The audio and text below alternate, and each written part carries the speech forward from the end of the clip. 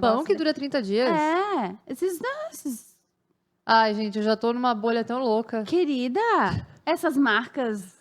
Nem sei o nome, não vou... Não, eu já abandonei isso daí. Ele tem uma validade de 30 dias. Então, um pão que dura 30 dias não pode ser uma coisa boa. Não, essas comidas que têm longo tempo de prateleira já não são mais comida. Não mais. Eu já converso muito com as pessoas sobre isso. E a energia do alimento não tem, que tem a ver com o sol. não tem prana, né? No yoga a gente fala do prana, não tem mais esse contato. Mas também é porque tem muito aditivo químico mesmo, assim, né? Pra aumentar o tempo de prateleira, pra não vir o mofo. Se nem o mofo não quer comer aquela comida, por que a gente vai querer, né? Exato. É a história da margarina, né? Cara, nem os bichos querem comer aquilo ali, como é que tu vai comer, gente? Mas tu sabe, né, que a margarina tem uma composição muito parecida com a do plástico, né? Ah, eu acredito. Uma composição química de carbonos, assim. Tipo assim, tira 1 ou 2 ali pra ficar idêntico ao plástico. A margarina, eu falo pras pessoas, quando você come margarina, você tá praticamente comendo plástico. Já não basta todo o plástico que a gente come, né, Nicole? Você mesma sabe. A gente tá respirando plástico, né? Respirando plástico. Sim, tem plástico no ar. Pensa nesse estúdio. Quanto de plástico que tem aqui? E daí o plástico fica solto no ar? A ciência está entendendo isso. Nossa, eu nunca li nada sobre isso. Me conta. Leia. Tem um livro que mudou a minha vida que chama Terra Inabitável, do David Wallace Wells, que é um jornalista que escreveu no final do livro, tem um catatal, assim, mais de 100 páginas só de referências. Tudo científico. O cara estudou mesmo para escrever o livro. E tem não sei se é um capítulo que ele fala do plástico, eu acho que tem um capítulo que é dedicado ao plástico, que ele fala sobre como que uma embalagem plástica, né? O alimento que tá ali, como que ele interage, dependendo do alimento, isso não são todos os alimentos. A água, tem todo o cano. Sim. A água Aí pra o chegar. alumínio, né? E em muitas é plástico, dependendo O encanamento aqui da cidade, pelo menos, é alumínio, né? Então a gente come muito alumínio. A também, maior contaminação por alumínio que a gente tem é pela água encanada da torneira. Imagina. Então, já foi encontrado plástico na placenta de uma mulher, né? Eu dei uma lida sobre isso, não me aprofundei, não vi exatamente o estudo, mas eu vi que tem um estudo na Holanda que mostrou uma concentração de plástico. Agora, eu não lembro se era na mulher ou Tem na corrente sanguínea. Na corrente sanguínea. Isso, o da Holanda é da corrente sanguínea. E tem um ano Vou antes... dar uma procurada, dei uma procurada aí também, porque eu não li todo o estudo, então eu não posso me posicionar sobre, não desmembrei o estudo. Mas como que foi? O que tu teve? Não, o que eu li foi isso. O da Holanda encontrou na corrente sanguínea. E um ano antes saiu um outro, que eu também não tenho a referência aqui agora, que foi na placenta de uma mulher. E parece que era esmalte. Esmalte. Porque aquilo descasca. Às vezes ela... Imagina, gente, a gente faz toda semana, né? Sim. É muito. Sim. Então... E daí, esse ponto, assim, do microplástico ali, né? A gente tem o ponto dos disruptores endócrinos.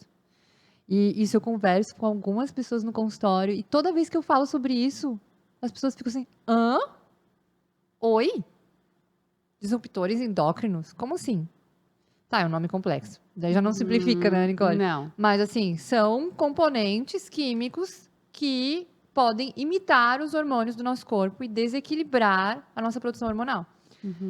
E a gente tem aí alguns estudos que mostram algumas coisas, né, relacionadas com alterações hormonais, puberdade precoce, né, desenvolvimento das glândulas mamárias das meninas mais brevemente, enfim, maturação sexual, até o desenvolvimento dos órgãos reprodutivos dos meninos também sendo impactados pelos bisfenóis. Depois vocês vão dar uma procuradinha, quem quiser pesquisar mais sobre isso, sobre os disruptores endócrinos. Então, a gente tem os bisfenóis,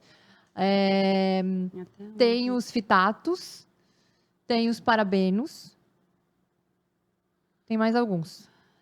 Tem um aqui que tá no detergente, que é o Renex, se eu não me engano. Ah, pois é. Daí, esses dias você postou um que eu fiquei bem curiosa sobre o estudo que mostra... Foi tu que me perguntou até? Foi eu que te perguntei. Foi o pessoal da Garoa, eu tenho que pedir pro Henrique da Garoa. Que ele falou do Renex, né? Que ele fica...